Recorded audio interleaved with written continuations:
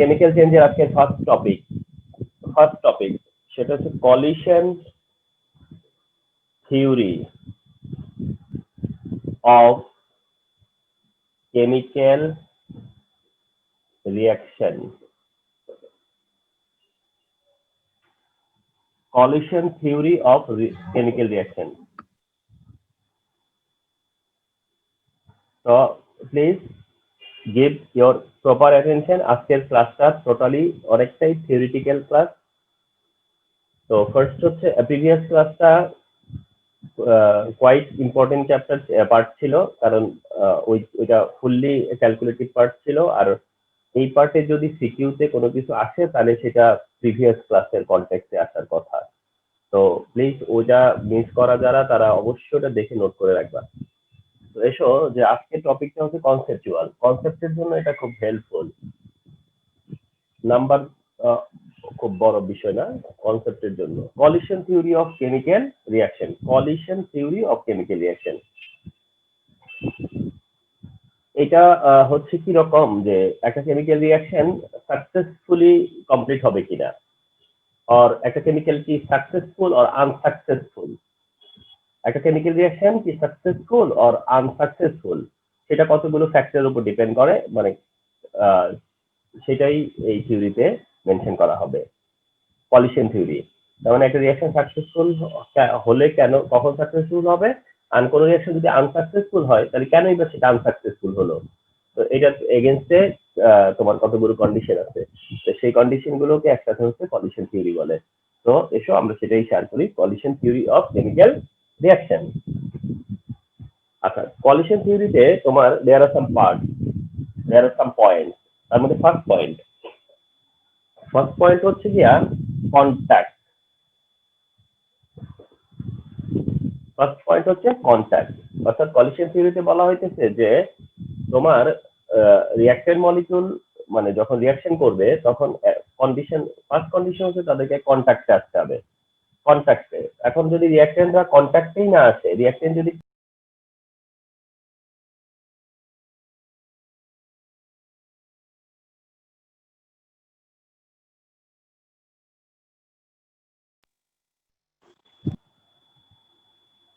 ওকে repeat করছি, তাহলে collision theory of chemical reaction, whether a reaction is successful or a reaction is unsuccessful, it determining factor এটা। ওকে, তো এই successful আর unsuccessful reaction যে ডিসিশনটা আমরা নিতে পারি হচ্ছে এই কলিশন থিওরি থেকে। কলিশন থিওরি মানতে হবে যদি একটা রিঅ্যাকশন সাকসেসফুল হতে হয়। একটা রিঅ্যাকশন সাকসেসফুল হতে গেলে তাকে কলিশন থিওরি মানতে হবে। তো কলিশন থিওরির ফার্স্ট কথা হচ্ছে যে রিঅ্যাক্টেন্টকে কন্ট্যাক্টে আসতে হবে। Contact is the first condition. কন্ট্যাক্টে আসতে হবে। রিঅ্যাক্টেন্টরা যদি কন্ট্যাক্টে না আসে তাহলে তো রিঅ্যাকশন হবে না। For example, hydrogen plus iodine এর মধ্যে রিঅ্যাকশনে হাইড্রোজেন আয়োডাইড হচ্ছে product. Hydrogen iodine reaction and hydrogen iodide is a product. Suppose এটা হচ্ছে hydrogen molecule and this is iodine molecule. এখন এই হাইড্রোজেন এন্ড আয়োডিন মলিকিউলকে কি হইতে হবে, তোমার কন্ট্যাক্টে আসতে হবে। তাহলে হাইড্রোজেন আয়োডিন মিলে হাইড্রোজেন আয়োডাইড প্রডিউস হবে। এই রিঅ্যাকশনটা সাকসেসফুল হতে গেলে বা এই রিঅ্যাকশনটা যদি আমরা রিঅ্যাকশনটা সাকসেসফুল করতে চাই তাহলে হাইড্রোজেন আর আয়োডিনকে কি হইতে হবে, কন্ট্যাক্টে আসতে হবে। হাইড্রোজেন আয়োডিন কন্ট্যাক্টে না আসলে রিঅ্যাকশন হবে না। তো এটা হচ্ছে ফার্স্ট কন্ডিশন যে কন্ট্যাক্টে আসতে হবে। ব্যাপারগুলো তো খুব বেশি যে ডিফিকাল্ট কিছু এমন না, কিন্তু তোমাদের সামনে তো আনতে হবে যে এরকম একটা ব্যাপার আছে, তাই না? দ্য সেকেন্ড হচ্ছে গিয়ে কন্ট্যাক্টের পরই হচ্ছে কলিশন। কন্ট্যাক্টের পরে হচ্ছে গিয়ে তোমার কলিশন। তো ফার্স্টে তো কন্ট্যাক্টে আসতে হবে, দেন হচ্ছে যে কন্ট্যাক্টে আসলে হবে না, দ্যাট মিনস হচ্ছে কন্ট্যাক্টে আসলো, জাস্ট কন্ট্যাক্টে আসলো তাহলে হবে না, এটা মারামারি হইতে হবে, ঠিক আছে? কলিশন হইতে হবে। তার মানে কন্ট্যাক্টে আসা তো আসতেই পারে, কন্ট্যাক্টে টাচে আসা তো আসতেই পারে। তো টাচে আসলে টাচে এসে থাকলেই হবে নাকি?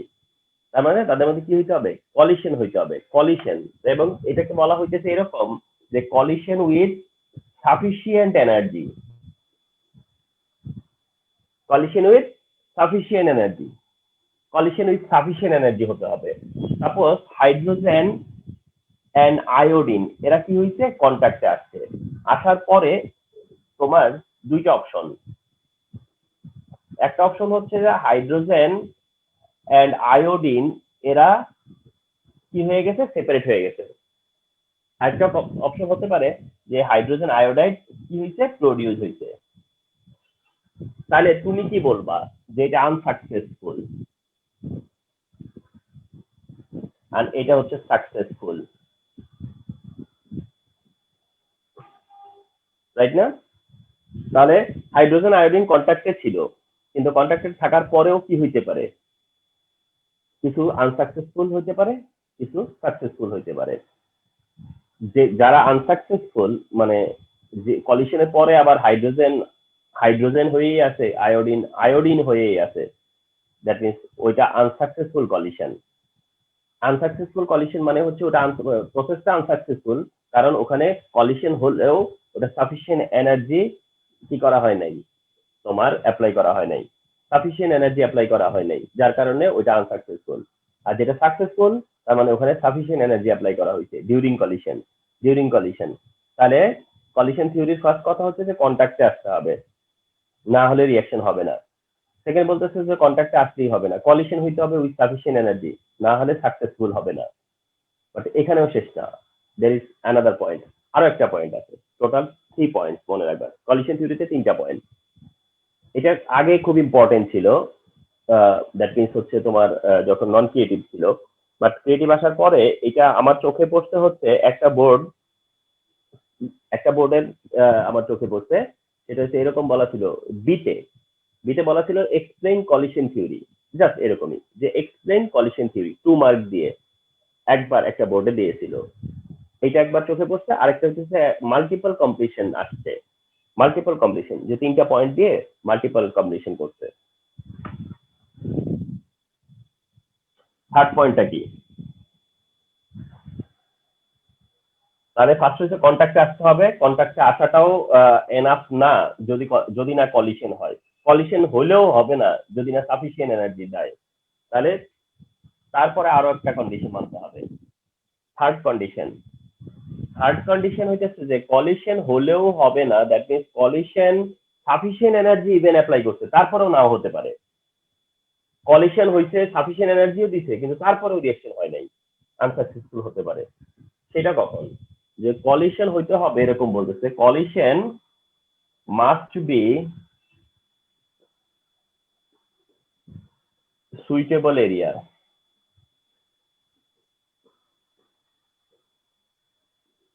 ইন, তাহলে collision must be in suitable area মানে কলিশনটা কি হইতে হবে, একটা সুইটেবল এরিয়া দিয়ে হতে হবে, বা তোমার হচ্ছে গিয়ে এটাকে অপটিমাম এরিয়াও বলে, বা সুইটেবল এরিয়া বলে। অর্থাৎ কলিশনটা হচ্ছে, ধরো দুইটা মলিকিউলের মধ্যে কলিশন হচ্ছে, তাহলে এই কলিশনের সময় দুইটা মলিকিউলের মধ্যে যখন কলিশন হবে তখন কলিশনটা হইতে হবে যে কোনো এরিয়া দিয়ে কলিশন হইলে তোমার রিঅ্যাকশন কমপ্লিট হবে না, যে কোনো এরিয়া দিয়েই রিঅ্যাকশন মানে কলিশন হলে তোমার কি হবে না, কলিশন হইছে কিন্তু কলিশনটা যে জায়গা দিয়ে হলে মানে আমাদের রেজাল্ট আসতো কলিশনটা ওই দিক দিয়ে হয় না, কলিশনটা যে কোনো জায়গা দিয়ে কলিশন হইলেই কি হবে রিঅ্যাকশন, একদিকে কলিশন হইলেই হইলো, কলিশন হইলো কিন্তু যে কোনো দিক দিয়ে কলিশন হলে তো লাভ নাই, কলিশন হইতে হবে সুইটেবল এরিয়া দিয়ে, অপটিমাম এরিয়া যেটা সেই জায়গা দিয়ে কি হইতে হবে, কলিশন হইতে হবে। ফর এক্সাম্পল, ফর এক্সাম্পল তোমরা জানো যে এই ধরো কার্বন, কার্বনের সাথে এটা হলো হাইড্রোজেন, এটা ক্লোরিন আর এটা হচ্ছে ক্লোরিন, এটার নাম হচ্ছে এমনিতে ক্লোরোফর্ম, কম্পাউন্ড হচ্ছে CH CL3 যেটা হচ্ছে ক্লোরোফর্ম।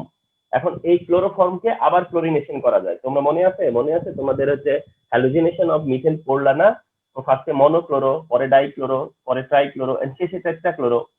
তাহলে এটা হচ্ছে মনে করো সেই থার্ড স্টেপটা যেটা টেট্রাক্লোরোর টাইম, টেট্রাক্লোরো এই যে ট্রাইক্লোরো থেকে টেট্রাক্লোরোর দিকে যাবে, তার মানে আরো একটা ক্লোরিন অ্যাটাক করবে। তাহলে এখন ক্লোরিন বন্ড ক্লোরিন, এই ক্লোরিন বন্ড ক্লোরিনের যে ক্লোরিন সেটা এসে হাইড্রোজেনকে ডিসপ্লেস করবে। এখন এই ক্লোরিন এসে হাইড্রোজেনকে ডিসপ্লেস করতে চাচ্ছে, তাহলে কলিশনটা কোন দিক দিয়ে হতে হবে, যে দিক থেকে হাইড্রোজেন সেই দিক থেকে তো কলিশন হইতে হবে, সেদিক থেকে তো কলিশন হইতে হবে। এখন মনে করো ক্লোরিন এই দিক থেকে গেছে, এদিক থেকে যে গেছে ক্লোরোফর্মের দিকে, যায় আছে ক্লোরোফর্মের সাথে রিয়াকশন করবে অথবা ক্লোরোফর্ম থেকে হাইড্রোজেনকে ডিসপ্লেস করবে, তাহলে কি সে তার সাকসেসফুল হওয়ার কোনো চান্স আছে? সে কি এখানে সাকসেসফুলি অ্যাটাক মানে পারবে যায় ওখান থেকে হাইড্রোজেনকে ডিসপ্লেস করতে? কারণ এই জায়গাতে অ্যাটাক করা মানে কি, সে ভুল দিক থেকে অ্যাটাক করা না, রং সাইডে অ্যাটাক করা না, যে দিক থেকে ক্লোরিন বসে আছে সে যাচ্ছে ওদিক থেকে অ্যাটাক করতে, তাহলে রং সাইডে হইলো না? তো তার মানে কি কলিশন হইলেই কি হবে? তার মানে ফার্স্টে আসো কন্টাক্ট না হলেও হবে না, আবার কন্টাক্ট শুধু কন্টাক্টেও কাজ হবে না, আবার কলিশন না হলেও হবে না কিন্তু শুধু কলিশন হলেও হবে না, তাই না? মানে অ্যাজ এ হোল একটা রিয়াকশন কমপ্লিট করতে গেলে এই এই সব তিনটা কন্ডিশনে মানতে হবে, দেন কি হবে একটা সাকসেসফুল রিয়াকশন হওয়া পসিবল। এটাই হচ্ছে কলিশন থিওরি। আমার মনে হয় এটা না বুঝবার একদমই কারণ নাই, ইজি একটা ব্যাপারই ছিল যে হ্যাঁ ঠিক আছে, তো এরকমই তো হইতেই পারে, আমরা কোন পয়েন্টটা না বুঝবো, কন্ট্যাক্টের পয়েন্টটা, কলিশনের পয়েন্টটা, অথবা সুইটেবল এরিয়ার একটা ব্যাপার আছে না, যে কোন দিক থেকে হচ্ছে তার জন্য হলো মানে হবে, সুইটেবল হবে তার জন্য, ঠিক না? যে কোনো দিক থেকে যে কোনো সাইড থেকে অ্যাটাক করলেই তো লাভ নাই, তাই না? তো এরকম ব্যাপারটাই হলো কলিশন থিওরি।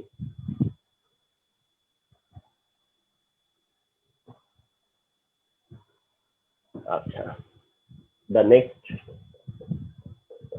আরেকটা থিওরিতে যেটাকে বলা হয় ট্রানজিশন স্টেট থিওরি। আচ্ছা, তাহলে ট্রানজিশন স্টেট থিওরি, তাহলে collision theory and transition state theory, collision theory and transition state theory. Okay, এবার হচ্ছে ট্রানজিশন স্টেট থিওরি। তো এই থিওরিটা আসছে, হয়তো তো কলিশন থিওরি আসলোই, আসবার পরে তারপরে এই থিওরিটা আসছে যে ট্রানজিশন স্টেট থিওরি। এই থিওরির যেটা তোমার হচ্ছে গিয়া ডেসক্রিপশন, এই থিওরির যে ডেসক্রিপশন সেখানে ধরো এরকম বলা হয়ে থাকে যে রিয়াকশন, কেমিক্যাল রিয়াকশন মানে হচ্ছে bond breaking and bond forming. Chemical reaction মানে হচ্ছে গিয়া bond breaking and bond forming. তো বন্ড ব্রেক করার পরে আবার কি হবে, বন্ড ফর্মও করবে, বন্ড ব্রেক করবে দেন আবার এগেইন কি হবে, বন্ড ফর্ম করবে। তো কলিশন থিওরিটা ওকে ফাইন, কলিশন থিওরি হচ্ছে বন্ড ব্রেক করবে, বন্ড ব্রেক করবে, ওকে ফাইন। তো ব্রেক করার পরে বন্ড ফার্দার কি হবে, ফর্মও করবে, বন্ড ব্রেক করবে দেন ফর্ম করবে। তাই এই যে ব্রেক থেকে ফর্ম পর্যন্ত একটা স্টেজ আছে, ব্রেক টু ফর্ম, এখানে তো একটা স্টেজ আছে। তো এইখানে এই থিওরিটা আসতেছে যে ট্রানজিশন স্টেট থিওরি। এই থিওরিটা কি আমি আগে ভার্বালি বলি তারপর আমি লিখবো। এই থিওরিটাতে এরকম বলছে যে all chemical reactions proceed or proceed বলতে পারো, অথবা বলতে পারো যে পাস্ট মানে পাস হয়। all chemical reaction is are past, all chemical reactions are past মানে পাস হয়, হ্যাঁ, থ্রু থ্রু আ স্টেট, এমন একটা স্টেটের থ্রুতে, যেমন এমন একটা স্টেটের থ্রুতে, হোয়ার the bond of reactants and the bond of product, the bond of reactants that means old bond and the bond of product that means new bond becomes equilibrium or remain equilibrium.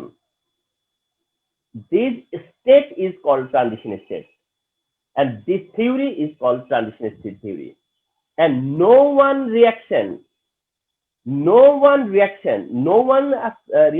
can be occurred, no one reaction can be occurred by avoiding this state, অর্থাৎ এই state avoid করে কারো যাওয়া সাধ্য নাই, অর্থাৎ এই state maintain না করে কোনো রিয়াকশন হয় না, হুইচ ইজ ট্রানজিশন স্টেট। তাহলে এবার থিওরিটা লিখি আর ব্যাপারটা দেখাই। তাহলে কি বললাম জানো, all chemical reactions are passed through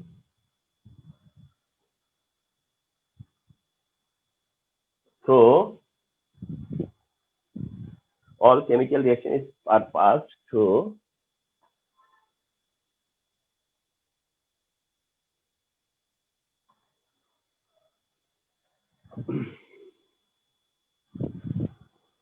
a state where the bond of reactant, তুমি কি চালাকি করো, সেটা হচ্ছে ওল্ড বন্ড। না, চালাকি বলতে এমন কিছু না, মানে জাস্ট তুমি চাচ্ছ যে না আমি দুইটা ওয়ার্ডই রাখতে চাচ্ছি, মানে আমি কোনো ওয়ার্ডকেই এখানে চাচ্ছি না যে মিস হোক। তাহলে তুমি অনেক সময় এরকম হয় না আমাদের যে অল্টারনেটিভ ওয়ার্ড থাকে, অল্টারনেটিভ ওয়ার্ড থাকে, তো রিমেম্বার এরকম অল্টারনেটিভ ওয়ার্ড থাকলে সেটা এরকম ব্র্যাকেটে মেনশন করে দিবা। তাহলে অনেকের অনেকটা ধরো চয়েস ফ্যাক্টর থাকে না, তো তখন আরো বেশি ক্লিয়ার হয় ব্যাপারটা। তাহলে বন্ড অফ রিঅ্যাকশন, তার মানে এটা হচ্ছে কোন বন্ডকে মিন করতেছে, যেটা old. Bond of reaction and bond of product, that means new bond. ঠিক আছে? আচ্ছা, তাহলে all chemical reactions are passed through a step where the bond of reactant and the bond of product become equilibrium.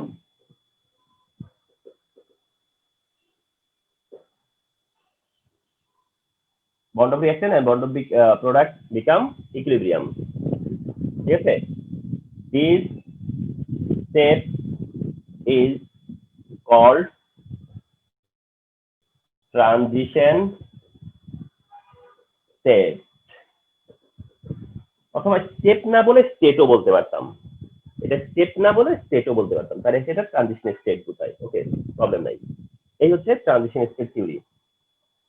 Transition state থিওরিটা হচ্ছে গিয়ে অনেকটা মনে হতে পারে যে এটা তো তার ট্রানজিশন স্টেটের ডেফিনেশন দেওয়া হলো, হ্যাঁ তাই অনেকটা। ঠিক আছে, যে ট্রানজিশন স্টেট কি, ট্রানজিশন স্টেট কি, তো এটা অনেক সময় এরকমই হবে যে হ্যাঁ এটা মানে এটা হলো যে ট্রানজিশন স্টেট কি। ওকে, এটা আস্কিংটা কি যে ট্রানজিশন স্টেট কি, অনেক সময় আসতে পারে 1 mark question, what is transition state, tell me what is transition state.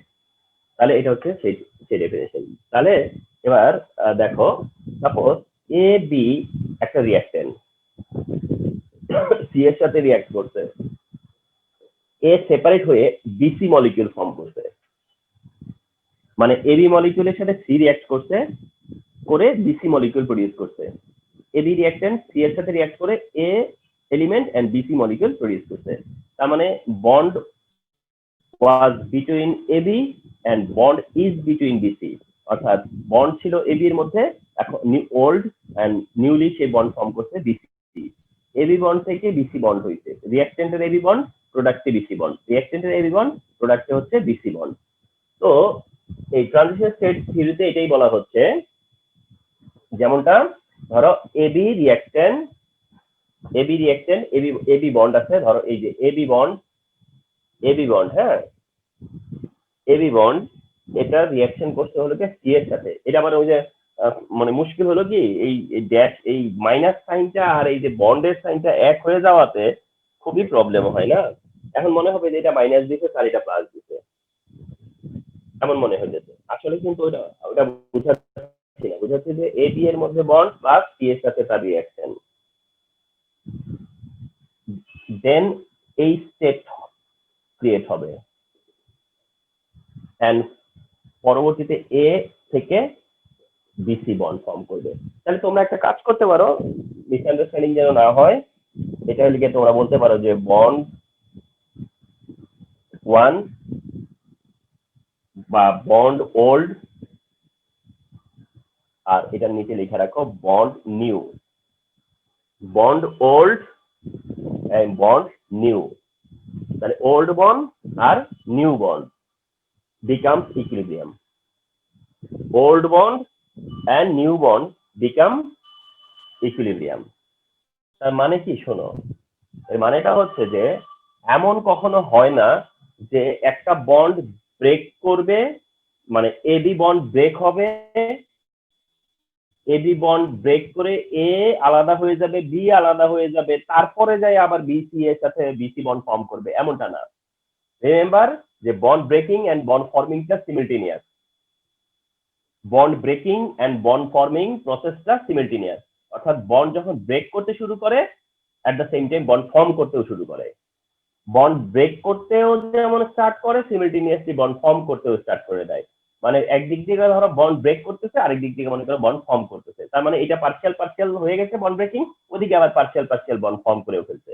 অর্থাৎ বি যেটা কিনা ছিল এর সাথে, যে কিনা যাবে সি এর সাথে, তো ওই বি কি করছে, এ থেকে তাকে কি করে নিছে, এ থেকে সেপারেট হচ্ছে কিন্তু হয় নাই, আবার বি সি এর সাথে অ্যাড হবে, এখনো হয় নাই, মানে এরকম যে ট্রানজিশন একটা অবস্থা। বি এর এমন এখন স্টেটটা হচ্ছে এমন স্টেটে আছে বি, তুমি কি এটা না দেখে বা এটা না দেখে তুমি বলতে পারবা যে বি কার সাথে যাবে? বলতে পারার কথা না, ঠিক না? এটা বলতে পারার কথা না, কারণ বি এখন কার সাথে ছিল আর কার সাথে আছে সেটা তুমি যদি মনে করো স্যার রাইট আর লেফট দেখে বুঝবো, এটা অ্যাবসার্ড। রাইট আর লেফট দেখে কি হয়, রিঅ্যাকশন রিভার্সিবল হয় না? রিঅ্যাকশনের ফ্রন্ট রাইটেও থাকতে পারে, রিঅ্যাকশন ফ্রন্ট লেফটেও থাকতে পারে। তাহলে এটা কোনো বিষয় না যে রাইট আর লেফটের বিষয়। তো এখানে কোনো অবস্থায় বোঝা যাচ্ছে না যে বি কার সাথে ছিল আর কার কাছে যাবে, ঠিক আছে? তো এই কারণে এই স্টেটটাকে অলসো কি বলে জানো? এটাকে বলে হচ্ছে কমপ্লেক্স স্টেট। এটা অলসো কি কমপ্লেক্স স্টেট, এটা অলসো ইন্টারমিডিয়েট স্টেট। এটা ইন্টারমিডিয়েট স্টেট, এটা কমপ্লেক্স স্টেট, এটা অলসো ট্রানজিশন স্টেট। এটা মোস্ট পপুলার হচ্ছে যে এটাকে বলে ট্রানজিশন স্টেট, যেহেতু এটা ট্রানজিশন পয়েন্ট একটা। তার মানে হচ্ছে বি এর সাথে তার মানে এবি বন্ড ব্রেক করবে, সিমিলটেনিয়াসলি বিসি বন্ড ফর্ম করবে। এবি বন্ড ব্রেক করবে এন্ড সিমিলটেনিয়াসলি বিসি বন্ড ফর্ম করবে। তার মানে আমরা জেনে নিলাম যে আসলে একটা রিঅ্যাকশন হওয়া মানে হচ্ছে যে bond breaking and bond forming, আর সেই বন্ড ব্রেকিং এন্ড বন্ড ফর্মিংটা সিমিলটেনিয়াসলি হয়। That means bond breaking and bond forming together হয়, ঠিক আছে? টুগেদার হয়। এমন অবস্থায় তখন এবি বন্ড থেকে পরবর্তীতে বি এমন অবস্থায় আছে, আমি বলেছি কি ইকুইলিব্রিয়াম। এটা কেন ইকুইলিব্রিয়াম? কারণটা হচ্ছে বি এখন চাইলে যদি মনে করে যে সে রিথিঙ্ক করবে, না আমি এর কাছে ফিরে যাব, আসতে পারবে। আবার সে যদি মনে করেন আমি সি এর দিকেই যাব, যেতে পারে। তার মানে বি এখন এমন স্টেটে আছে, সে চাই কিছু এবি এর কাছেও ফিরে আসবে, কিছু সি এর কাছেও যাবে। মানে এই স্টেটে যাওয়ার পরেও, ফলো করো, সেটা হচ্ছে যে এই স্টেটে যাবার পরেও বি কিন্তু সবই সি এর সাথে যাবে এমন না, বি এর অনেকটাই আবার এর কাছে ফিরে আসবে। বি এর কিছু যাবে সি এর সাথে, কিছু থাকবে এ এর সাথে, কিছু যাবে সি এর সাথে, কিছু থাকবে এ এর সাথে। এই কারণে রিয়াকশন যখন হয়, মনে রাখবা রিয়াকশন হওয়া মানে হলো গিয়া অনেকটা কি জানো, একটা ওয়াল পার হওয়া, একটা ওয়াল পার হওয়া। মনে করো তোমার সামনে একটা ওয়াল আছে, এই ওয়ালটা পার হওয়া। এখন 10 জন বা অনেকে মিলে এইটা ট্রাই করতেছে, অনেকে মিলে এটা ট্রাই করতেছে, অনেকে মিলে ট্রাই করতেছে, অনেকে ট্রাই করতেছে, ঠিক আছে? এখন ট্রাই করে করে দেখা গেছে যে ধরো জাম দিয়েছে গেছে, হ্যাঁ, সে এদিকে যায় যে কেউ যেতে পারছে, আবার কেউ আবার দেখা গেছে যে পিছন দিকে পড়ে গেছে, কেউ সামনের দিকে বসছে, কেউ পিছন দিকে পড়ে গেছে। তার মানে কি, দ্যাট মিনস এই স্টেটে আসার পরেও দেখা গেছে যে কিছু অংশ প্রোডাক্টে যাবে, কিছু অংশ রিঅ্যাকটেন্টে যাবে। যে অংশটা রিঅ্যাকটেন্টে ফিরে আসলো তারা আবার করবে, তারা আবার ট্রাই করে, আবার লাগতেছে, ঠিক না? এমন না যে রিঅ্যাকশনটা কেনই তোমার একেবারে রিঅ্যাকশন আমরা যখন স্টার্ট করি তখনই কেন শেষ হয়ে যায় না।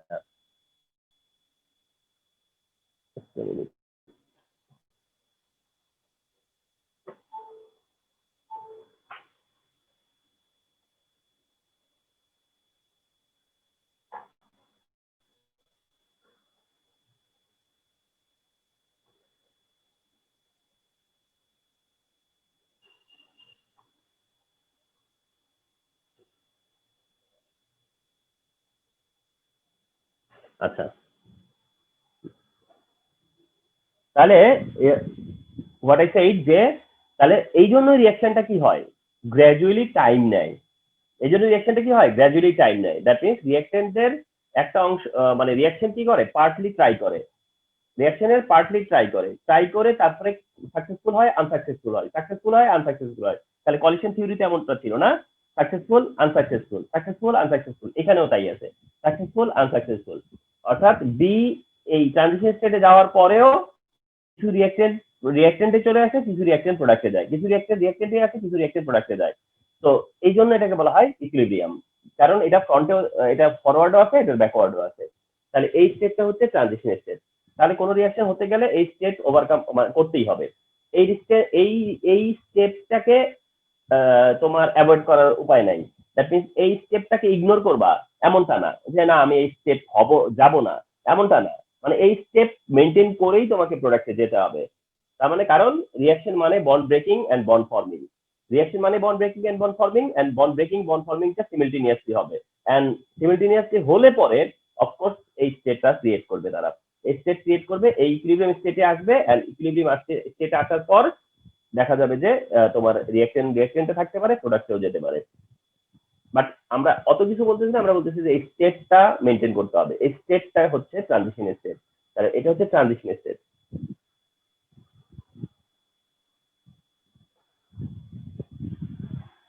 তাহলে collision theory, transition state theory.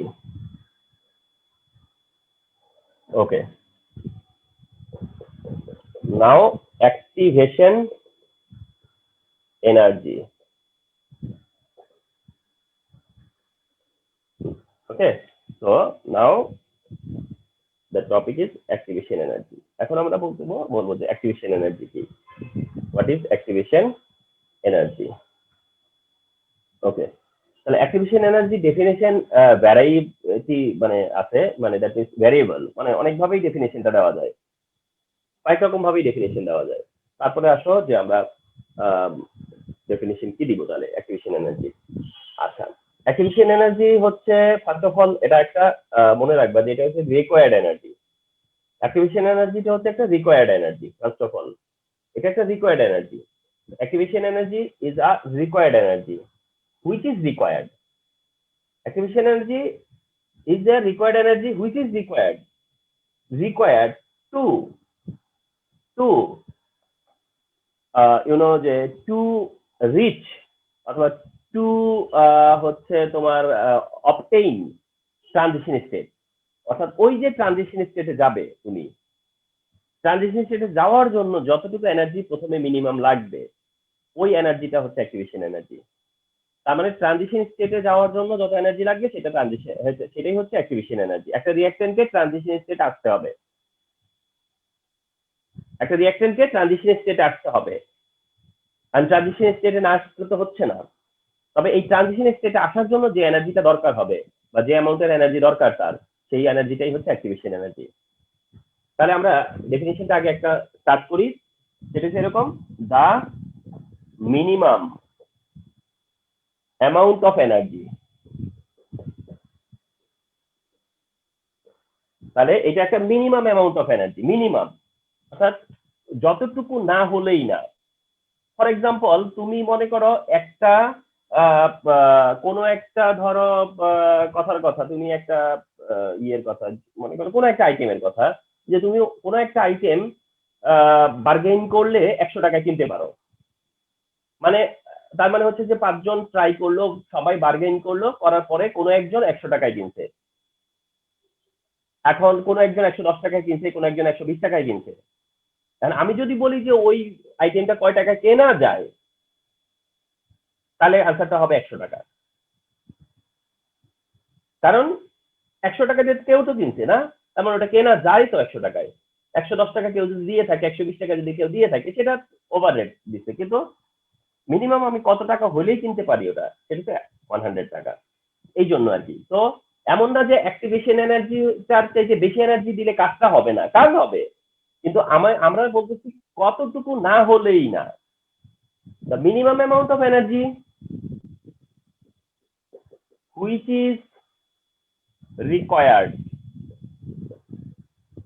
The minimum amount of energy which is required. এখন কোশ্চেন হচ্ছে যে কি করবা তুমি এনার্জি দিয়ে, which is required, minimum amount of energy which is required to obtain transition state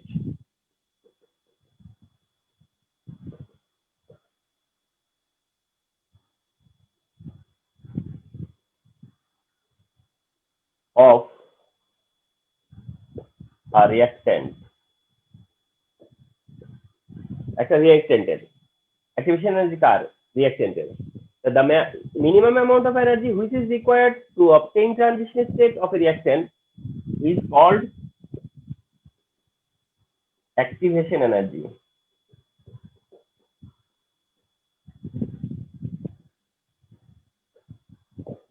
ওইটাই হচ্ছে অ্যাক্টিভেশন এনার্জি। তার মানে আমার যতটুকু মিনিমাম এনার্জি দরকার সেটা হচ্ছে অ্যাক্টিভেশন এনার্জি।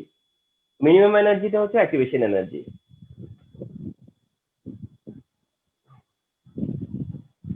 যেটা এখন ড্র করতেছি ফিগার, যেটা এটাকে বলা হয় potential energy diagram. Potential energy diagram short ফর্মে অনেক জায়গায় লেখা দেখবা PE diagram. PE diagram that means potential energy diagram. তাহলে পটেনশিয়াল এনার্জি ডায়াগ্রাম और পিই ডায়াগ্রাম। তো দেখো যে পটেনশিয়াল এনার্জিটা মানে কি, পটেনশিয়াল এনার্জি মানে হচ্ছে প্রত্যেকের নিজস্ব এনার্জি, মানে নিজের এনার্জি, অর্থাৎ নিজের কতটুকু অ্যাবিলিটি আছে, তার কাছে কতটুকু এনার্জি আছে, নিজের কাছে কতটা এনার্জি আছে, ওটা হচ্ছে পটেনশিয়াল এনার্জি। নিজের কাছে কতটা এনার্জি আছে, ঠিক আছে, যেটা ইন্টারনাল এনার্জি, ওটা হচ্ছে পটেনশিয়াল এনার্জি। আর এখন যেটা ড্র করবো ওটা হচ্ছে potential energy diagram. Potential energy diagram, তাহলে এইটা হইতেছে পটেনশিয়াল এনার্জি, পটেনশিয়াল এনার্জি এইদিকে, আর এইদিকে হচ্ছে গিয়ে প্রোগ্রেস। প্রোগ্রেস অর্থাৎ রিয়াকশনটা সামনের দিকে যাচ্ছে। Potential energy progress, potential energy progress. আমি এমনিতেই ফর এক্সাম্পল নিলাম 10, 20, 30, 40, 50, 60। ওকে, এখন ধরো একটা রিয়াকশন ট্রানজিশন স্টেট হয়ে দেন প্রোডাক্টে গেল, তাহলে এখানে পটেনশিয়াল এনার্জি 20, এইখানে পটেনশিয়াল এনার্জি 10, আর এখানে পটেনশিয়াল এনার্জি হলো 60। এই তিনটে স্টেট, এটা হচ্ছে ইনিশিয়াল স্টেট, এটা হচ্ছে ফাইনাল স্টেট, আর এটা হচ্ছে transition state. Initial state, transition state, final state. এই কারণে ট্রানজিশন স্টেটটাকে বলা হয় তোমার কি বলা হয়, ট্রানজিশন স্টেট হচ্ছে একটা এনার্জি হিল। এনার্জি হিল মানে একটা শক্তির পাহাড়, ওরকম আর কি। হ্যাঁ, তো যাই হোক, তাহলে এটা হচ্ছে তোমার ধরো এটা হচ্ছে এ বি প্লাস সি অবস্থায় আসছে, যেটা রিয়াকশন পার্টে ছিল, A B plus C reaction part, আর এটা হচ্ছে এ প্লাস বিসি ওই পার্টটা। তাহলে A B plus C reaction, A plus BC product, আর এটা হচ্ছে কি A dot B dot C. তাহলে এটা হচ্ছে transition state, initial, transition, product, final. Initial reaction, transition state and final state, that means product. তাহলে রিয়াকশন প্রোডাক্টে convert হবে। রিয়াকশন প্রোডাক্টে যাওয়ার আগে কোনটা পার হইতে হবে, তাকে ওভারকাম করতে হবে হচ্ছে ট্রানজিশন স্টেট। এই ট্রানজিশন স্টেট এনার্জি হিল, এটা তাকে ওভারকাম করতে হবে। ওভারকাম করবা তুমি, ঠিক আছে, কিন্তু আগে তো উঠতে হবে। ওভারকাম করবা না করবা না, করতে পারবা কি পারবা না, ওভারকাম করবা না ফিরে আসবা, সামনের দিকে পড়বা না পিছন দিকে পড়বা, সেটা পরের ব্যাপার। আগে তো উঠতে হবে ওখানে। ওই উঠবার জন্য যত এনার্জি লাগবে ওটাই হচ্ছে অ্যাক্টিভেশন এনার্জি। এই এনার্জিটুকু হচ্ছে অ্যাক্টিভেশন এনার্জি। এই এতটুকু এনার্জি, এটা হচ্ছে অ্যাক্টিভেশন এনার্জি।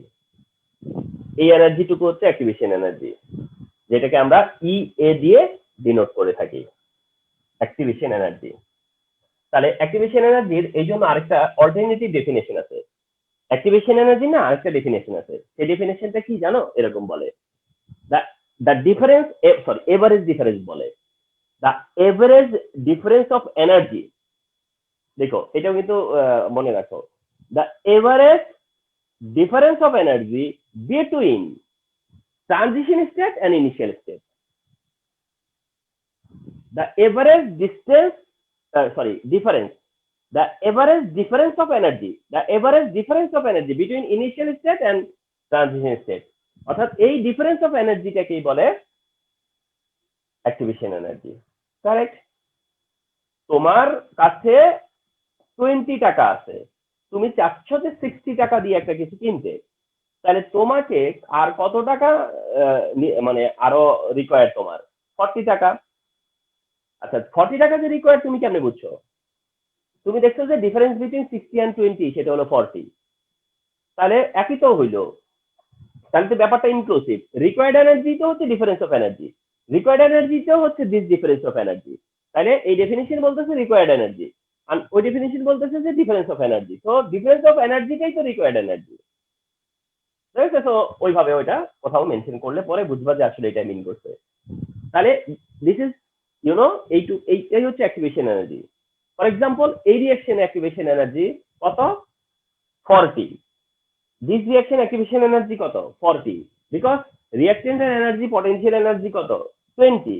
রিঅ্যাকটেন্টের পটেনশিয়াল এনার্জি হচ্ছে 20, আর অ্যাক্টিভেটেড অবস্থায় বা তোমার হচ্ছে ট্রানজিশন স্টেটের এনার্জি হচ্ছে কত? 60। তাহলে তাকে যদি 20 এনার্জি আসে তার কাছে অলরেডি, তো সে যদি এখন অ্যাক্টিভেটেড হতে চায়, দ্যাট মিনস হচ্ছে ট্রানজিশন স্টেটে আসতে চায়, তাহলে তাকে 60 এনার্জি 40 কিলোজুল হিট কি করতে হবে? অ্যাবজর্ব করতে হবে। 40 কিলোজুল হিটটাকে অ্যাকোয়ার করতে হবে। কতটুকু অ্যাকোয়ার করতে হবে? 40। এই 40টাই হচ্ছে অ্যাক্টিভেশন এনার্জি। এই 40টাই হচ্ছে অ্যাক্টিভেশন এনার্জি, এতটুকু হচ্ছে অ্যাক্টিভেশন এনার্জি। আর এই স্টেটটাকে তোমার এমনিতে আমরা বলি ট্রানজিশন স্টেট, কিন্তু এটাকে আরেকটা ভাবে বলে কি জানো? Activated complex. তো অনেক সময় দেখবা কোশ্চেন আসবে এক্সপ্লেইন অ্যাক্টিভেটেড কমপ্লেক্স বা what is activated complex, what is activated complex. তার মানে তখন অ্যান্সারটা হবে এইভাবে যে রিঅ্যাকটেন্ট যখন অ্যাক্টিভেশন এনার্জি গেইন করে, রিঅ্যাকটেন্ট যখন অ্যাক্টিভেশন এনার্জি গেইন করার পরে যেই অবস্থা তৈরি করে, যে স্টেটটা ফর্ম করে, ওই স্টেটটার নাম হচ্ছে activated complex. Reactant activated energy acquire করছে, অ্যাকোয়ার করার পরে যে স্টেটটা ক্রিয়েট করে সেই স্টেটটা হচ্ছে তোমার অ্যাক্টিভেটেড কমপ্লেক্স। তো এটা হচ্ছে অ্যাক্টিভেটেড কমপ্লেক্স, আর এই ডিফারেন্সটা হচ্ছে activated energy, activation energy, activation energy. তো এটা হচ্ছে অ্যাক্টিভেশন এনার্জি। এবার আসো যে অ্যাক্টিভেশন এনার্জি হচ্ছে গিয়া রিকোয়ার্ড এনার্জি। তার মানে এই রিকোয়ার্ড এনার্জি যদি কেউ রিকোয়ার এনার্জি যদি গেইন না করতে পারে, তাহলে সে কি হতে পারবে না? ওই তোমার হচ্ছে গিয়া অ্যাক্টিভেটেড হতেও পারবে না। দ্যাট মিনস তোমার হচ্ছে এটা ওভারকামও করতে পারবে না। তাহলে অ্যাক্টিভেশন এনার্জি অ্যাকোয়ার করা ছাড়া তোমার কি হতে পারবে না? রিঅ্যাকটেন্ট প্রোডাক্টে যেতে পারবে না। রিঅ্যাকটেন্ট প্রোডাক্টে যেতে পারবে না যদি না সে অ্যাক্টিভেশন এনার্জি অ্যাকোয়ার করে, তাই তো? কিন্তু আবার সেই ট্রানজিশন স্টেট থিওরির মতো করে চিন্তা করো, অ্যাক্টিভেটেড মলিকিউলস মানে অর্থাৎ সে রিকোয়ার্ড এনার্জি অ্যাবজর্ব করছে বা রিকোয়ার্ড এনার্জি সে অ্যাটেইন করছে, করে সে টপে আসছে, কিন্তু টপটা তো আবার রিভার্সিবল, টপটা তো ইকুইলিব্রিয়ামে আছে, তো ওখান থেকে তো তার ফিরে আসারও চান্স থাকে। এই জন্য আরেকভাবে বলা হয়ে থাকবে যে অ্যাক্টিভেশন এনার্জি হচ্ছে আসলে একটা কোয়ালিফাইং এনার্জি, এবং সেটার অনেক এক্সাম্পল টিচাররা দিবে। এবং আমি এখন যেটা বলবো অনেকে এটাও বলবে, কিরকম বলবে? সেটা হচ্ছে যেমন তোমরা মনে করো এ প্লাস পেলে পরে বুয়েটে এক্সাম দিতে পারবা, ফর এক্সাম্পল, যে এ প্লাস না হলে তো আর বুয়েটে এক্সাম দিতে পারবা না। তাহলে তার মানে কি বুয়েটে এক্সাম দিতে চাই হলে এ প্লাস পেতে হবে, কিন্তু এ প্লাস পায়া বুয়েটে এক্সাম দিলেই কি আর বুয়েটে অ্যাডমিশন নেওয়া হয়ে গেল? হচ্ছে যে এ প্লাস পাওয়াটা একটা কন্ডিশন, না পেলে তুমি অ্যাডমিশন টেস্টই তো দিতে পারবা না। আর অ্যাডমিশন টেস্ট দিলে তুমি তারপরে চান্স পাইতেও পারো, নাও পাইতে পারো। তাহলে অ্যাক্টিভেশন এনার্জি কোনটা? ওই যে এ প্লাস পাওয়াটা, অর্থাৎ না পাইলেও তুমি অ্যাডমিশন টেস্ট দিতে পারবা না, কিন্তু আবার পেয়েও দেখা যাবে যে তুমি কি চান্স নাও পেতে পারো। তো এই এ প্লাস পাওয়াটাই হইতেছে তোমার অ্যাক্টিভেশন এনার্জি। তো এরকম ভাবে আরো অনেক ভাবে এক্সাম্পল দেওয়া যায়। এটা এটা হয়তো সহজে তোমরা বুঝতে পারছো যে তার মানে অ্যাক্টিভেশন এনার্জি ছাড়া রিঅ্যাকশন হবে না, আবার অ্যাক্টিভেশন এনার্জি গেইন করার পরেও যে প্রোডাক্টে যাবে তাও না, প্রোডাক্ট থেকে সে আবার রিঅ্যাকশনতেও আসতে পারে, কিন্তু না হলে আবার যাইতেও পারবে না। তো এখান থেকে আস্তে আস্তে এটা তাহলে যাবে কখন? এটাই তো কথা, যাবে কখন? ইয়েস, এই স্টেটে যখন সে আসবে অ্যাক্টিভেটেড হবে, তখন রিঅ্যাক্টেন্টের বন্ড এন্ড প্রোডাক্টের বন্ড যখন ফর্ম করবে, তখন যদি এমন হয় যে প্রোডাক্টের সাইডে প্রোডাক্টের বন্ড তো নতুন বন্ড, আর রিঅ্যাক্টেন্টের বন্ড তো হলো যে ওল্ড বন্ড, বন্ড তো দুইটা আলাদা, বন্ড তো দুইটা আলাদা। তো কোনোভাবে যদি দেখা যাচ্ছে যে বিসি বন্ডে বন্ড এনার্জি বেশি, তাহলে বিসি বন্ড তৈরি হবে। আর কোনো সময় যদি দেখা যায় যে এবি বন্ডের দিকে বন্ড এনার্জি বেশি, তাহলে এবি বন্ডের দিকে ফিরে আসবে। তো এইভাবে আর কি পরবর্তীতে তাদের শিফটিংটা হবে। তাহলে এই হচ্ছে গিয়ে তোমার কি, যে এটা হচ্ছে গিয়ে তোমার অ্যাক্টিভেশন এনার্জি। এখন তোমাদেরকে দুইটা কোশ্চেন করবো, এন্ড তোমরা অ্যান্সার করবা, ঠিক আছে?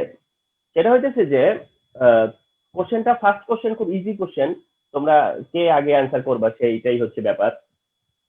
আমাকে বলো যে অ্যাক্টিভেশন এনার্জি যদি তোমার হচ্ছে লেস হয়, একটা রিঅ্যাকশনের অ্যাক্টিভেশন, ধরো reaction 1 activation energy less, reaction 2 activation energy more, তাহলে কোন রিঅ্যাকশনটা ফার্স্ট হবে?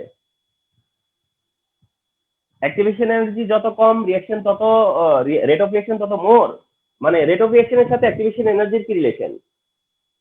রেট অফ রিঅ্যাকশনের সাথে অ্যাক্টিভেশন এনার্জির কি relation? That means activation energy more, rate of reaction কি? অ্যাক্টিভেশন এনার্জি মোর, তাহলে রেট অফ রিঅ্যাকশন কি? মনে করো ড্যাশ, বেসিক ছবি এঁকে দেখি, দেখো। ধরো একটা রিঅ্যাকশনের অ্যাক্টিভেশন এনার্জি এরকম, এরকম হাই হিল, আরেকটা ওই রিঅ্যাকশনের অ্যাক্টিভেশন এনার্জি হচ্ছে ওই রকম লো হিল, তাহলে কোন রিঅ্যাকশনটা রেট বেশি হবে? এটা মনে করো 1 আর এটা হলো 2, তাহলে এটা তো বুঝাই যাচ্ছে যে 2 নম্বরটা কি হবে, রেট অফ রিঅ্যাকশন মোর হবে, 2 তে রেট অফ রিঅ্যাকশন কি হবে, মোর হবে। তাহলে 1 নাম্বার রিঅ্যাকশনের এনার্জি হিল, 2 নম্বর রিঅ্যাকশনের এনার্জি হিল, 1 নাম্বার রিঅ্যাকশনের হচ্ছে অ্যাক্টিভেশন এনার্জি, আর 2 নম্বর রিঅ্যাকশনের অ্যাক্টিভেশন এনার্জি। তার মানে অ্যাক্টিভেশন এনার্জি যত লো হবে, রেট অফ রিঅ্যাকশন তত মোর হবে। অ্যাক্টিভেশন এনার্জি যত লো, দ্যাট মিন্স যত লেস হবে, রেট অফ রিঅ্যাকশন তত মোর হবে। অ্যাক্টিভেশন এনার্জি যত লেস হবে, রেট অফ রিঅ্যাকশন তত মোর হবে। তো এই কোশ্চেনটা এবার আসে কি করে জানো? 2 মার্কে, 2 মার্কে কোশ্চেনটা এইভাবে কোশ্চেনটা করে এরকম, যে how activation energy, how activation energy controls rate of reaction, how activation energy controls rate of reaction. অর্থাৎ অ্যাক্টিভেশন এনার্জি রেট অফ রিঅ্যাকশনকে কন্ট্রোল করে কিভাবে, অথবা কন্ট্রোল করে এক্সপ্লেন করো।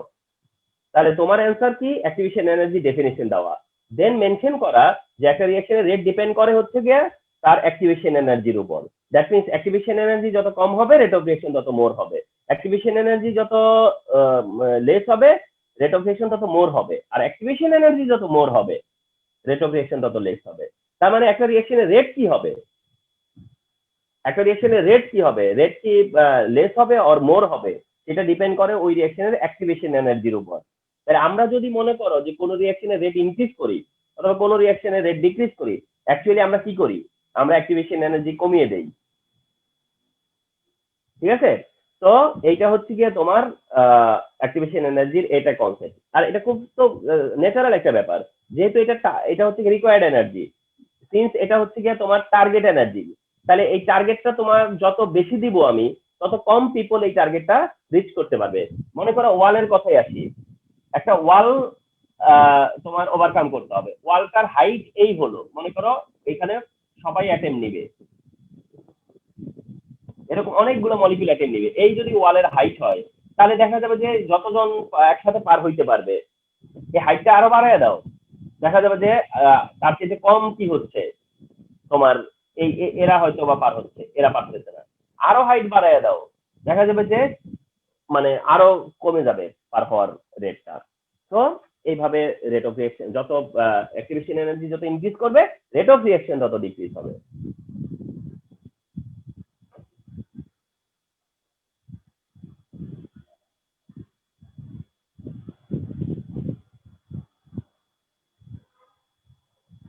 আচ্ছা, এবার যেটা তোমরা দেখবা সেটা হইতেছে যে দুইটা পটেনশিয়াল এনার্জি ডায়াগ্রাম দেখবা, তোমার হচ্ছে গিয়ে রেসপেক্টিভলি। একটা হচ্ছে গিয়ে ফর এক্সোথার্মিক রিঅ্যাকশন, এটা হচ্ছে ফর এক্সোথার্মিক রিঅ্যাকশন। অলরেডি যেটা ড্র করেছিলাম ওইটাই ছিল এক্সোথার্মিকের, সেটা হলো গিয়ে পটেনশিয়াল এনার্জি। এই যে পটেনশিয়াল এনার্জি কিলোজুল পার মোলে, কিলোজুল পার মোল, পটেনশিয়াল এনার্জি কিলোজুল পার মোল, এটা পটেনশিয়াল এনার্জি যেটা কিলোজুল পার মোলে, কিলোজুল পার মোল। আচ্ছা আগের মতোই 10 20 30 40 50 এন্ড 60 ইনিশিয়াল ট্রানজিশন হয়ে ফাইনাল, ইনিশিয়াল ট্রানজিশন হয়ে দেন ফাইনাল। ওকে, তাহলে এরকম যদি এরকম হয় তাহলে ইনিশিয়াল থেকে ট্রানজিশন হয়ে ফাইনাল, তাহলে A B plus C, A plus BC, A dot B dot C. আচ্ছা, তাহলে এখানে যদি তোমার আস্ক করা হয় যে অ্যাক্টিভেশন এনার্জি কত, অ্যাক্টিভেশন এনার্জি, তাহলে তোমার হায়েস্ট কত, ট্রানজিশন স্টেটে 60 আর পটেনশিয়াল এনার্জি রিঅ্যাক্টেন্টের কত 20, ডিফারেন্স কত 40, তাহলে 40 কিলো জুল হচ্ছে গিয়া activation energy, 40 kilo joule activation energy.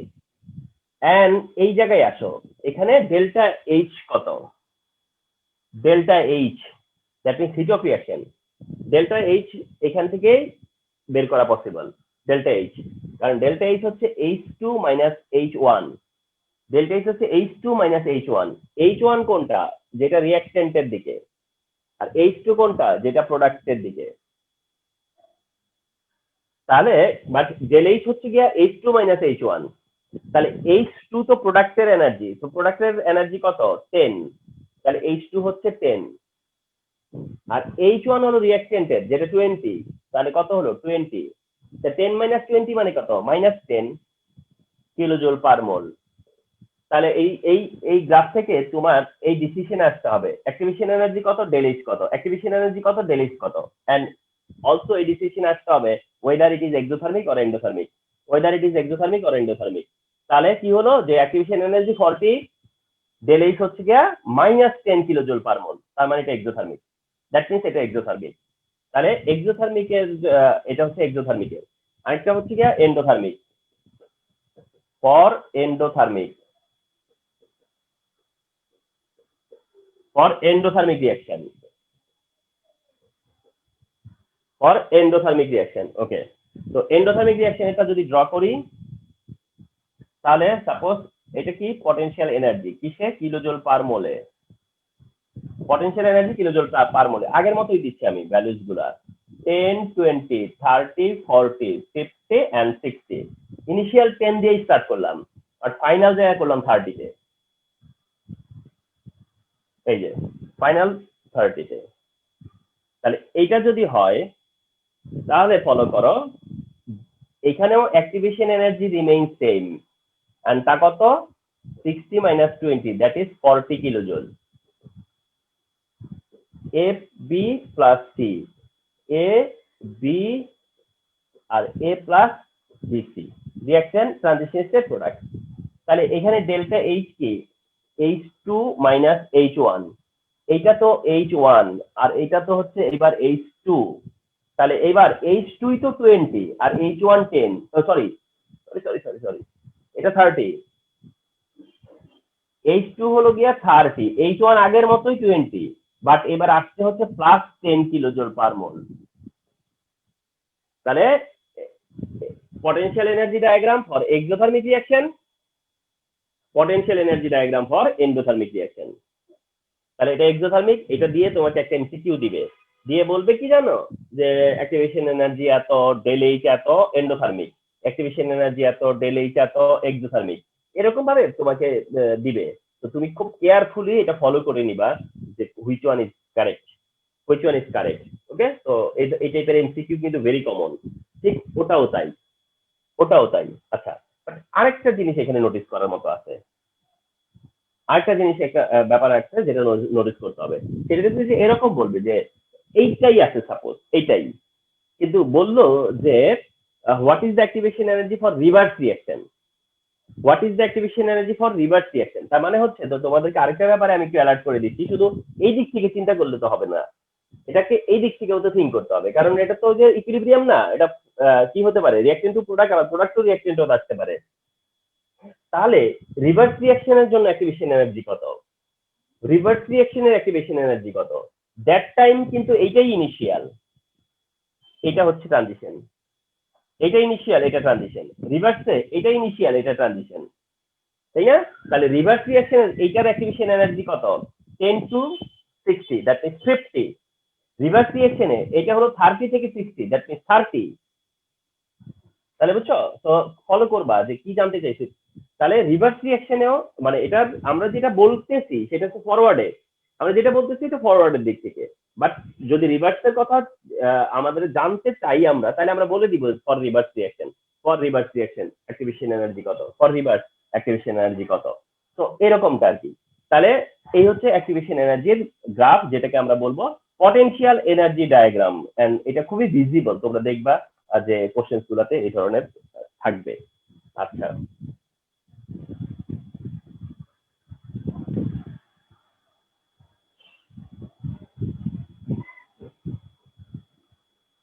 আরেকটা গ্রাফ ড্র করব। সেই গ্রাফটা হচ্ছে এরকম। গ্রাফটা হচ্ছে অ্যাক্টিভেশন এনার্জি ভার্সাস ক্যাটালিস্ট, অর্থাৎ ক্যাটালিস্টের এফেক্ট কি অন অ্যাক্টিভেশন এনার্জি।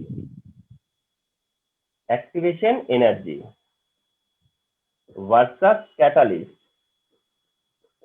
তো তোমরা জানো যে ক্যাটালিস্ট কি করে, রেট অফ রিঅ্যাকশন ডিক্রিজ করে, ইনক্রিজ করে, সরি। ক্যাটালিস্ট কি করে, রেট অফ রিঅ্যাকশন ইনক্রিজ করে। ক্যাটালিস্ট এর কাজ হচ্ছে রেট অফ রিঅ্যাকশন ইনক্রিজ করে, রেট অফ রিঅ্যাকশন ইনক্রিজ করে। তো catalyst rate of reaction increase করে। তাহলে একটা গ্রাফ তোমাদেরকে দিয়ে এই কোশ্চেনটা করতে দেখবা তোমরা। সাপোজ এরকম একটা গ্রাফ দিবে, যেটাতে ধরো এইরকম একটা অ্যাক্টিভেশন এনার্জি, আরেকটা ড্র করবে হচ্ছে সাপোজ এটা হয়তো ডাউন করে আরেকটা অ্যাক্টিভেশন এনার্জি। এইটা একটা অ্যাক্টিভেশন এনার্জি, এটা আরেকটা অ্যাক্টিভেশন এনার্জি। এটা হচ্ছে উইদাউট ক্যাটালিস্ট, আর এটা হলো উইথ ক্যাটালিস্ট। তাহলে activation energy of A reaction, activation energy of A reaction. তাহলে এটা একটা activation energy of A reaction, ওই রিঅ্যাকশনের এইটা হচ্ছে একটা অ্যাক্টিভেশন এনার্জি, ওই রিঅ্যাকশনের এটা আরেকটা অ্যাক্টিভেশন এনার্জি। একই রিঅ্যাকশনের দুই রকম অ্যাক্টিভেশন এনার্জি। তো এটার কারণটা হচ্ছে যে তোমার প্রসেস চেঞ্জ করার কারণে, একটা হচ্ছে উইথ ক্যাটালিস্ট আর একটা হচ্ছে উইদাউট ক্যাটালিস্ট। তো ফলো দিস, এটা এই কোশ্চেনটা করবে, এই কোশ্চেনটা করবে তোমাকে অনেক সময় বলবে explain the graph and analyze the graph, বা what is the effect of catalyst on rate of reaction, explain with this illustration। অর্থাৎ ক্যাটালিস্টের এফেক্ট কি রেট অফ রিঅ্যাকশনের উপর, কিন্তু এক্সপ্লেন করতে হবে এই ইলাস্ট্রেশন দেখে। তাহলে তুমি তখন বলবা যে এই ইলাস্ট্রেশনের রেফারেন্সে বলবা যে ক্যাটালিস্টের প্রেজেন্সে অ্যাক্টিভেশন এনার্জি ডিক্রিজ হয়, অ্যাক্টিভেশন এনার্জি যদি ডিক্রিজ হয় তাহলে রেট অফ রিঅ্যাকশন ইনক্রিজ হয়। তারপরে তুমি তোমার ডিটেইলসে বলবা। কিন্তু মূল মেইন কথা হচ্ছে এটা। তাহলে এই গ্রাফটাও মানে তোমাদের সামনে মেনশন করা হলো যে উইদাউট ক্যাটালিস্ট এন্ড উইথ ক্যাটালিস্টের। এন্ড এরকম একটা সেম আমরা ধরো দেখবো যে এরকম তোমরা জানো যে nitrogen gas plus hydrogen gas, যার থেকে অ্যামোনিয়া গ্যাস প্রডিউস হবে। Nitrogen gas plus hydrogen gas, তার থেকে অ্যামোনিয়া গ্যাস প্রডিউস হবে, একই রিঅ্যাকশন দেখাবে। এখানে তোমরা জানো যে আয়রনের ক্যাটালিস্ট, আয়রন ক্যাটালিস্ট ইউজ হয়, আয়রন ক্যাটালিস্ট ইউজ হয়। তাহলে দুইটাই সেম রিঅ্যাকশন, নাইট্রোজেন হাইড্রোজেন থেকে অ্যামোনিয়া, নাইট্রোজেন হাইড্রোজেন থেকে অ্যামোনিয়া। এখন তোমাকে যদি বলে যে explain this illustration, analyse this illustration or explain the rate of reaction of the given reaction according to the illustration, তাহলে তুমি কি এক্সপ্লেইন করবা? ঠিক না? তাহলে তুমি অ্যাক্টিভেশন এনার্জির আইডিয়া দিবা, ক্যাটালিস্টের আইডিয়া দিবা, ক্যাটালিস্টের সাথে রেট অফ রিঅ্যাকশনের রিলেশন কি, এন্ড ক্যাটালিস্টের সাথে অ্যাক্টিভেশন এনার্জি, অ্যাক্টিভেশন এনার্জির সাথে রেট অফ রিঅ্যাকশনের রিলেশন কি। তাহলে এইখানে একটা ডিসকাশন আছে কিন্তু। হ্যাঁ, তাহলে এইরকম কোশ্চেন তোমরা ফেস করতে পারো যে without catalyst and with catalyst activation energy, and যেটার কারণে রেট অফ রিঅ্যাকশনের সাথে ক্যাটালিস্টের যে রিলেশন, যে catalyst rate of reaction increase করে, catalyst rate of reaction decrease করে। অ্যাকচুয়ালি ক্যাটালিস্ট করেটা কি? Catalyst reduce the activation energy, catalyst reduce the activation energy. তাহলে আজকে থেকে জেনে নিলাম যে catalyst reduce the activation energy, এবং একটা মাল্টিপল কমপ্লিশন আসলো মনে করো, এন্ড সেখানে বলা থাকলো যে catalyst reduce the activation energy. তাহলে তুমি কি করবা? মনে করবা yes it is correct, yes it is correct, catalyst reduce the activation energy. তো প্রত্যেকটা জানাই তো জানা, প্রত্যেকটা কথাই তো এক একটা নলেজ, মানে জানা, এইটা তো জানা একটা আজকের জন্য, তাই না? তো অ্যাক্টিভেশন এনার্জির সাথে এটা।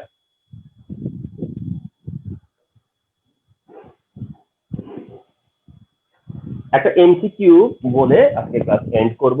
সেটা হচ্ছে এরকম যে অ্যাক্টিভেশন এনার্জি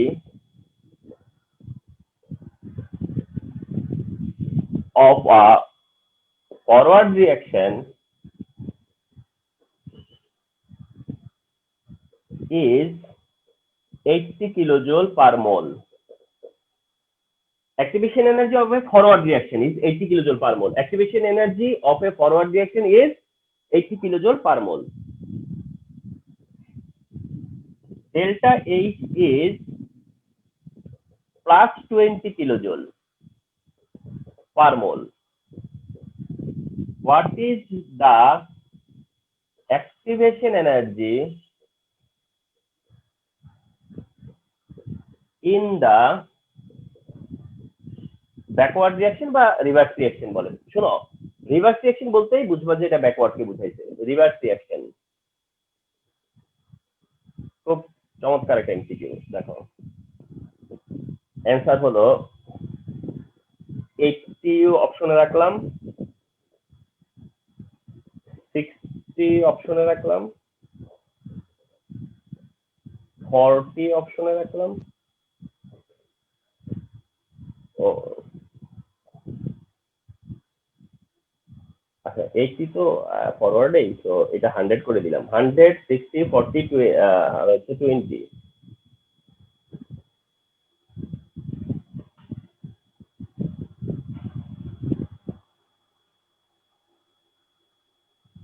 আচ্ছা, এই কোশ্চেনটার সাপোজ এই এমসিকিউটার অ্যান্সারটা কিভাবে করবা? তো activation energy of a forward reaction is 80 kilojoule আর ডেল এইচ হচ্ছে 20 কিলোজুল। তাহলে what is the activation energy in reverse reaction? ফরওয়ার্ডের জন্য 80, তাহলে ফরওয়ার্ডে হলো তোমার 80 হচ্ছে গিয়ে ফরওয়ার্ডে, না? তাহলে ফরওয়ার্ডে যদি হয় 80 কিলোজুল, ডেল এইচ যখন 20, তার মানে এটা এন্ডোথার্মিক। ডেল এইচ হচ্ছে 20, যেটা কিনা এন্ডোথার্মিক। তাহলে ডেল এইচ হচ্ছে 20, তাহলে এইটা হচ্ছে গিয়ে 80 আর ডেল এইচ হচ্ছে 20, তার মানে হলো এন্ডোথার্মিক। এখন তুমি এখান থেকে চিন্তা করবা যে তুমি কতটা যাবা। তো ডেল এইচ 20 মানে তো এন্ডোথার্মিক, তাই এন্ডোথার্মিক তো মানে তো প্রোডাক্টের এনার্জি মোর। তাহলে প্রোডাক্টের এনার্জি হচ্ছে গিয়া মোর, প্রোডাক্টের এনার্জি মোর। তার মানে 20, যে 20, এটা কোন অ্যামাউন্টটা 20?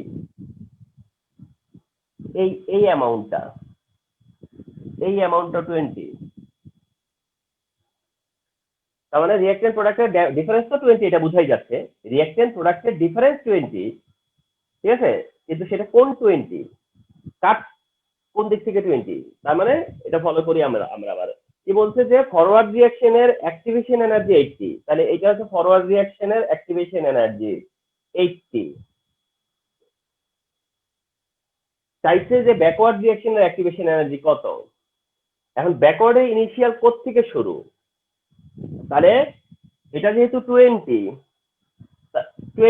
তার মানে এটা হচ্ছে গিয়ে তোমার এন্ডোথার্মিক এন্ড 20, তার মানে রিঅ্যাকটেন্টের থেকে প্রোডাক্টের এনার্জি 20 মোর, রিঅ্যাকটেন্টের থেকে প্রোডাক্টের এনার্জি 20 মোর। তাহলে রিঅ্যাকটেন্টের যদি লাগে 80, প্রোডাক্টের তো 20 মোর আছেই, তাহলে প্রোডাক্টের জন্য কত লাগবে? 60।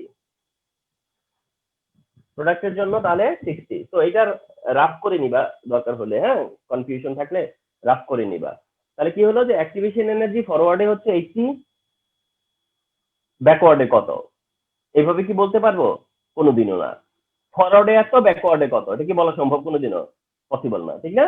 তাহলে এইভাবে হয়তো করা যেতে পারে যে ফরওয়ার্ডে 80, ডেল এইচ এত, তাহলে ব্যাকওয়ার্ডে রিভার্সে অ্যাক্টিভেশন এনার্জি কত?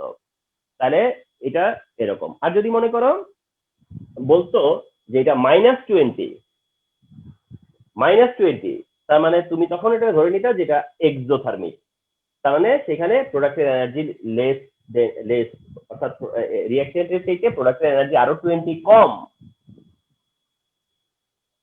তাহলে তাকে 20 নিয়ে আসতে হয়েছে, তাকে তাহলে 80 নিয়ে আসা লাগছে, তাকে তো 80 করতেই হবে, আরো এক্সট্রা তার জন্য লাগবে 20। তার মানে তখন লাগতো 100, তখন 100। তাহলে ডোন্ট ডু মিস্টেক। ঠিক আছে, তাহলে অ্যাক্টিভেশন এনার্জি ওয়ান সাইড দেওয়া থাকলো, অপর সাইডে ডেল এইচ দেওয়া থাকলো। ঠিক না?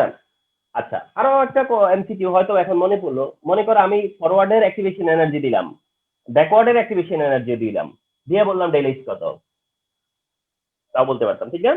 ফরওয়ার্ডের অ্যাক্টিভেশন এনার্জি দেওয়া, ব্যাকওয়ার্ডের অ্যাক্টিভেশন এনার্জি দেওয়ার পরে বলতাম ডেল এইচ কত। কিন্তু সেখানেও কিন্তু একটা ব্যাপার আছে যে ডেল এইচ পজিটিভ না ডেল এইচ নেগেটিভ, সেই আন্ডারস্ট্যান্ডিংটাও কিন্তু তোমার কম না। যে তুমি ফরওয়ার্ডে আমি বললাম যে 80 আর ব্যাকওয়ার্ডে বললাম 60, তাতে যে ডেল এইচ 20, কিন্তু সেই 20টা কি? তুমি হয়তো বলবা যে আমি 80 থেকে 60 মাইনাস করে দেখছি 20, সেই জন্য আনসার 20। কিন্তু আমি যদি বলি যে ফরওয়ার্ডের অ্যাক্টিভেশন এনার্জি 80 আর ব্যাকওয়ার্ডের অ্যাক্টিভেশন এনার্জি 100, তাহলে ডেল এইচ কত? ঠিক না? তাহলে ডেল এইচ কত? ও, তাহলে কিন্তু একটা বুদ্ধি বের হয়ে গেল। আমরা সবসময় কি করব? ফরওয়ার্ডের থেকে ব্যাকওয়ার্ডেরটাকে মাইনাস করব। ঠিক না? তাহলে পজিটিভ হলে পজিটিভ, নেগেটিভ হলে নেগেটিভ। ঠিক না? ডেল এইচ এর ক্ষেত্রে ডেল এইচ যদি বলে, মানে দুইটা অ্যাক্টিভেশন এনার্জি দিয়ে ডেল এইচ বললো, দুইটা অ্যাক্টিভেশন এনার্জি দিয়ে ডেল এইচ বললো, তাহলে আমরা এটা ইজি একটা সলিউশন পেয়ে গেলাম। ঠিক না? এটা হচ্ছে ফরওয়ার্ডের থেকে ব্যাকওয়ার্ডেরটাকে মাইনাস করব, পজিটিভ অ্যান্সারে পজিটিভ, নেগেটিভ অ্যান্সার হলে নেগেটিভ। এটা একটা সলিউশন হয়ে গেল। ঠিক না? বাট ওটা কিন্তু একটু চেক করা লাগবে যে ফরওয়ার্ডের অ্যাক্টিভেশন এনার্জি দিয়ে ব্যাকওয়ার্ডের অ্যাক্টিভেশন এনার্জি চাইবে ডেল এইচ এর এগেইনস্টে, ডেল এইচ পজিটিভ না নেগেটিভ, তুমি কি প্লাস করবা না মাইনাস করবা, এটা শিওর হয়ে নিবা। আমি লট অফ স্টুডেন্টকে দেখছি এই এমসিকিউজ গুলাতে ভুল করে। ঠিক আছে? তো এগুলো খুবই সেন্সিটিভ এমসিকিউ। ওকে, তো এই হচ্ছে গিয়া মানে অ্যাক্টিভেশন এনার্জির টোটাল কনসেপ্ট। ঠিক আছে, তোমাদের এর থেকে 1% বেশিও করা লাগবে না, 1% কম, 2% কম, এগুলো ব্যাপার না, কিন্তু এর থেকে বেশি অ্যাটলিস্ট অন্তত করা লাগবে না। মানে একটা বেস্ট পসিবল যতটুকু তোমাদেরকে দেওয়ার কথা লাস্ট দুইটা ক্লাস মিলে তা দেওয়া হয়েছে। তো তোমরা একেবারে মানে ব্লাইন্ডলি এই দুইটা ক্লাস ফলো করে নোট করে রাখো। এই এরিয়া বা এই ওরিয়েন্টেড কোশ্চেন আসলে আই হোপ যে তোমাদেরকে আটকাতে পারবে না, এই হচ্ছে বিষয়, যদি বুঝে থাকো আর কি। ওকে।